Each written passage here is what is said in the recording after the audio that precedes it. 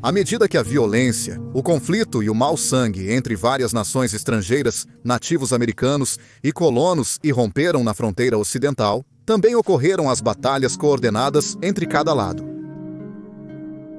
Algumas das guerras e batalhas mais famosas ocorreram no oeste americano, como a Revolução do Texas, a Batalha de Little Bighorn e a Guerra de Red Clouds, apenas para citar algumas. No entanto, além desses grandes conflitos e campos de batalha cobertos de sangue, havia conflitos muito menores que não cabem nos livros didáticos modernos. A verdade é que havia tantas mini-guerras e tensões não resolvidas que levaria milhares de páginas de texto para tentar resumir cada único conflito que existia na fronteira. Portanto, para entender essas lutas menores e descobrir os eventos fascinantes que levaram a tal caos, aqui está o primeiro de uma série de ensaios analisando as batalhas do Velho Oeste que você provavelmente nunca ouviu falar.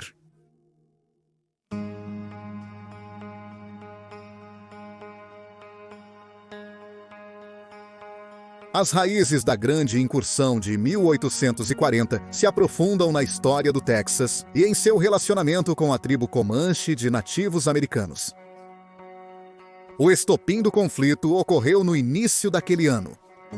Em 19 de março de 1840, ocorreu uma batalha extremamente sangrenta. Historiadores chamam esse evento de Luta da Casa do Conselho.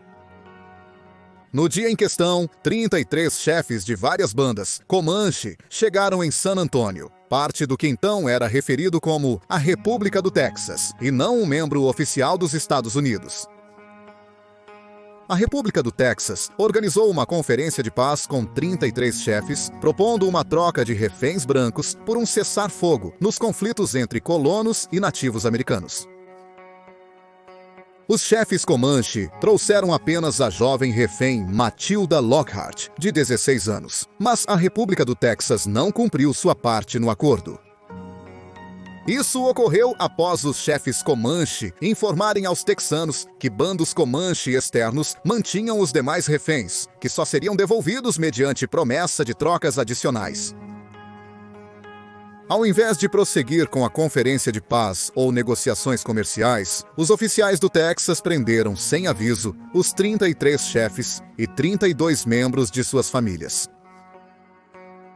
Claro, os Comanches não queriam fazer parte disso e tentaram argumentar e lutar contra a República do Texas. No entanto, a essa altura já era tarde demais. Depois que um dos membros dos Comanches disparou uma flecha em um texano armado, instalando o caos total. Quando a poeira baixou, um total de 35 Comanches foram mortos, incluindo 2 mulheres e 3 crianças. Apenas 7 texanos morreram, e eles capturaram os 29 Comanches sobreviventes. No dia seguinte, uma mulher Comanche foi libertada e retornou ao acampamento de sua tribo, onde informou que os demais prisioneiros Comanches seriam soltos quando os prisioneiros texanos fossem libertados. A atualização também trouxe a notícia da luta na Casa do Conselho, que matou 35 Comanches e expôs a deslealdade da República do Texas. Como resultado, os guerreiros retornaram a San Antônio com esperanças de lutar contra os texanos, mas os texanos não lutariam e pediram aos Comanches para observar a trégua de 12 dias que acabaram de instalar. Os Comanches, sentindo que outra traição era iminente, não mantiveram tal trégua e, em vez disso, mataram os 16 reféns restantes que mantinham dos texanos, irritados e rancorosos que seu lado do Tratado de Paz foi deliberadamente ignorado.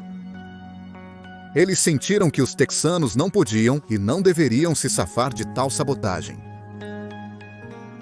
A notícia da luta na Casa do Conselho e seu violento reflexo da República do Texas chegou a Buffalo Hump, o chefe de guerra principal da banda penateca dos Comanches.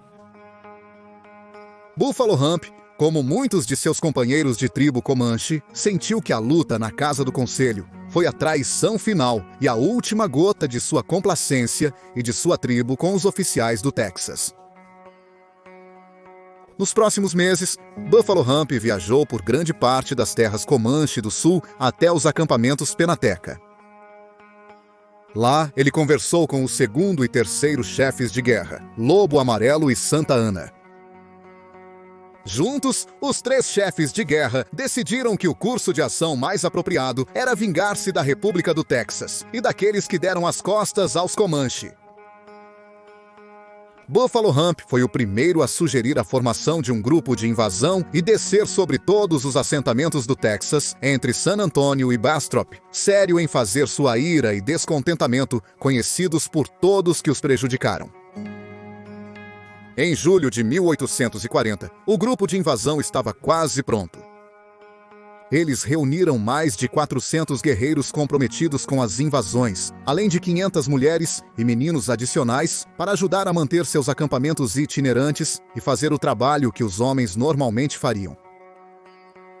Não apenas isso, mas o grupo de invasão do chefe de guerra era diverso e incluía muitos membros de várias divisões Comanche, além das diferentes bandas e grupos familiares representados pelos guerreiros.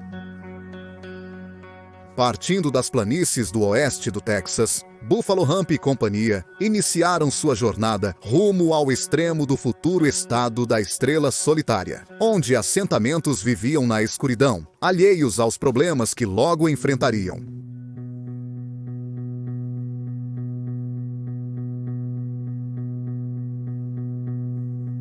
Após semanas de viagem para o centro do Texas, o grupo de invasão Comanche, liderado por Buffalo Hump, Yellow Wolf e Santa Ana, chegou em Victoria, Texas, em 6 de agosto de 1840.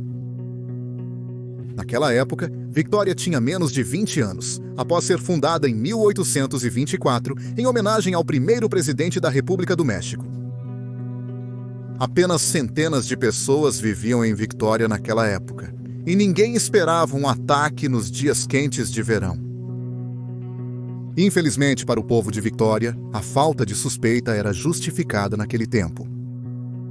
Alguns dias antes da chegada dos Comanches, alguns Rangers que estavam explorando o centro do Texas estavam cientes de uma grande festa de guerra atravessando as planícies abertas, seu caminho indo direto para os assentamentos menores do oeste do Texas. Como resultado, os Rangers recuaram um dia ou dois e começaram a seguir a festa de invasão dos Comanches, garantindo que os nativos americanos não pudessem detectá-los e proteger os cidadãos desavisados pelo maior tempo possível. O que os Rangers não se prepararam foi para a divisão do grupo de invasão em dois. O primeiro grupo ficou no acampamento com mulheres e crianças, enquanto o segundo, com apenas centenas de guerreiros montados, seguiu para Victoria. Neste momento, os Rangers não tinham chegado à cidade para alertar os moradores sobre a presença dos Comanches invasores, deixando-os expostos. Na noite de 6 de agosto, os guerreiros testaram completamente essa vulnerabilidade. Minutos após a chegada dos Comanches em Victoria, o caos tomou conta das ruas.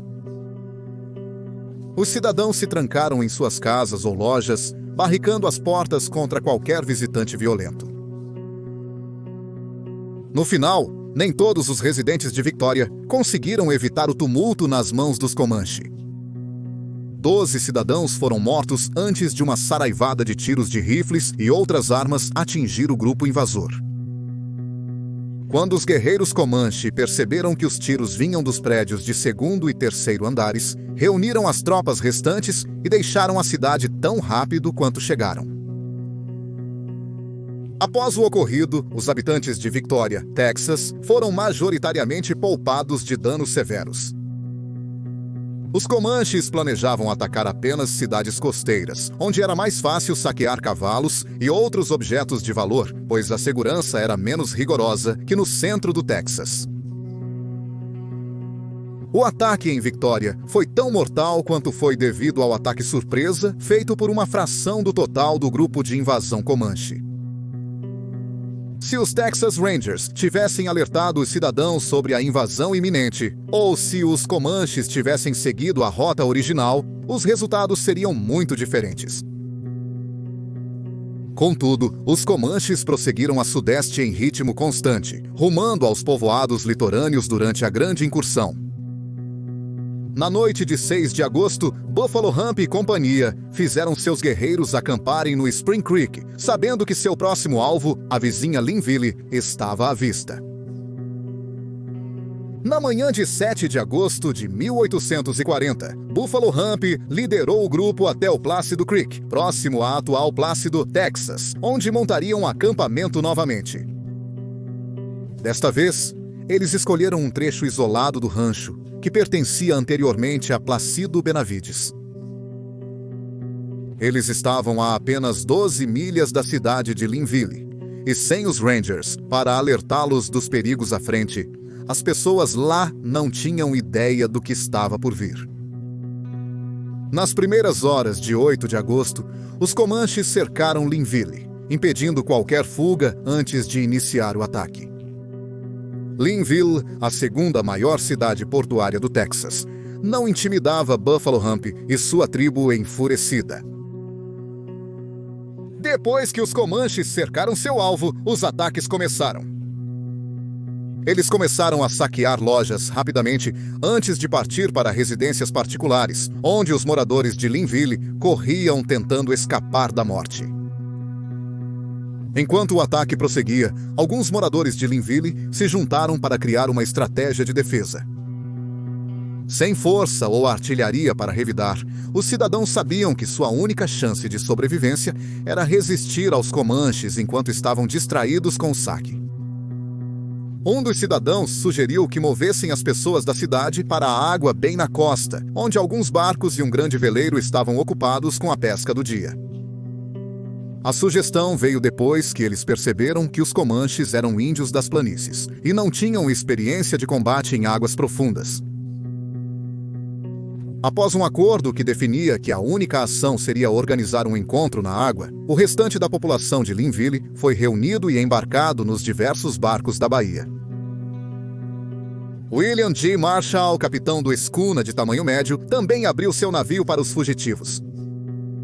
Seu barco estava ancorado em uma profundidade inacessível para os Comanches. Após todos chegarem aos barcos, os cidadãos de Linville só podiam observar enquanto os invasores incendiavam o assentamento. Entre os saques, alguns dos guerreiros saíam das casas com as roupas de cama e cartolas dos colonos, além de amarrar tecidos finos e roupas de cama nas costas de seus cavalos, enquanto era arrastado pela lama. No final, Linville lidou apenas com 3 baixas em meio ao caos. Uma das vítimas era Hugh Watts, oficial de alfândega em Linville. Watts foi um dos muitos levados para a Bahia após o ataque, mas esperou até o último segundo para voltar para casa e garantir a herança de família que havia deixado para trás. Quando ele pegou o relógio de ouro de seu quarto, ele foi morto pelos Comanches, que também sequestraram sua esposa recém-casada. A contagem de mortos quase chegou a 4 quando tudo foi dito e feito, já que o juiz John Hayes de Linville se colocou diretamente em perigo naquela tarde fatídica. Ele estava cansado de ver sua cidade queimar nas mãos dos Comanches e trouxe consigo uma arma enquanto corria de volta para a costa e começou a gritar para os guerreiros Comanches que estavam de guarda na praia. A lenda conta que o juiz foi poupado porque suas palhaçadas eram tão exageradas e caricatas que os Comanches pensaram que ele havia enlouquecido, deixando-o viver por compaixão. Ainda bem que fizeram isso, pois o revólver que o juiz Hayes havia pegado estava descarregado. Ao entardecer, os saqueadores concluíram o saque, empacotando tudo o que não queimaram ou destruíram. $300 mil em mercadorias de Nova Orleans a caminho de Austin foram roubados ou danificados, e a maior parte do que constituía o centro de Linville foi arrasada ao chão.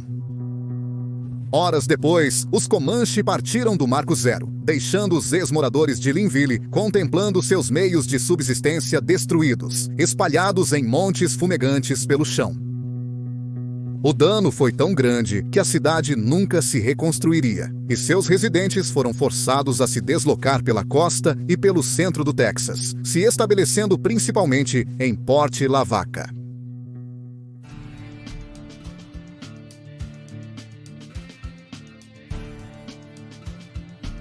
Nos 3 dias após o saque de Linville, o grupo de invasão Comanche acampou para reunir seus números e se ajustar aos enormes saques e suprimentos retirados das 2 invasões anteriores.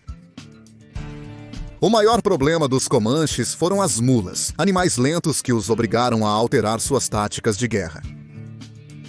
Geralmente, eles apenas deixavam o campo de batalha ou a invasão o mais rápido possível a cavalo, superando seu oponente. Com centenas de mulas carregadas, transportando materiais pesados, esse tipo de retirada era impossível, e os movimentos dos Comanches se tornaram muito mais metódicos depois disso. Claro, isso não impediu Buffalo Hump e companhia de seguir em frente, e apesar de sua nova letargia, os Comanches estavam determinados a continuar a vingança pela traição dos oficiais do Texas em San Antonio. Para a sorte da República do Texas, o ritmo mais lento dos Comanches favoreceu os Rangers na perseguição. Apesar da loucura ocorrida em Linville, os Rangers não podiam atacar os Comanches devido ao seu grande número. Embora os Rangers cavalgassem para o Texas em alta velocidade, eles poderiam organizar uma frente mais adequada. Nas horas após a queda de Linville, todas as companhias de Rangers estacionadas no leste e centro do Texas foram convocadas a pedido de Matthew Caldwell e Ed Burleson. Junto com os Rangers estavam inúmeros voluntários e ex-militares, todos armados e motivados para contra-atacar os Comanches e pôr fim às invasões. O novo grupo de Rangers e milícias manteve os Comanches sob vigilância, até que finalmente fizeram contato em 12 de agosto. O primeiro tiro foi disparado nas planícies do Texas, à margem do Plum Creek. Ficava a apenas 25 milhas ao sul de Austin, perto da atual cidade de Lockhart. Rapidamente, a batalha virou um tiroteio móvel. Os Comanches já sabiam que suas refeições poderiam causar problemas, e a chegada dos Texas Rangers confirmou isso. Assim, os Comanches voltaram suas vistas para o sudoeste, tentando fugir para o llano estacado mais próximo da Comancheria. Durante o processo, eles desperdiçaram a maioria das refeições e grandes quantidades de produtos secos que não puderam ser resgatados. O grupo Comanche também abandonou itens maiores, como espelhos e bebidas alcoólicas desnecessárias. Depois que a luta cessou, mais de 100 cavalos e mulas foram recuperados pelos Rangers, além de uma quantidade não divulgada de bulhão de prata, primeiro saqueado em Linville. Após o ocorrido, a República do Texas afirmou que 87 invasores, mas 12 corpos, foram recuperados. O restante provavelmente foi levado de volta para a Comancheria por Buffalo Hump e companhia.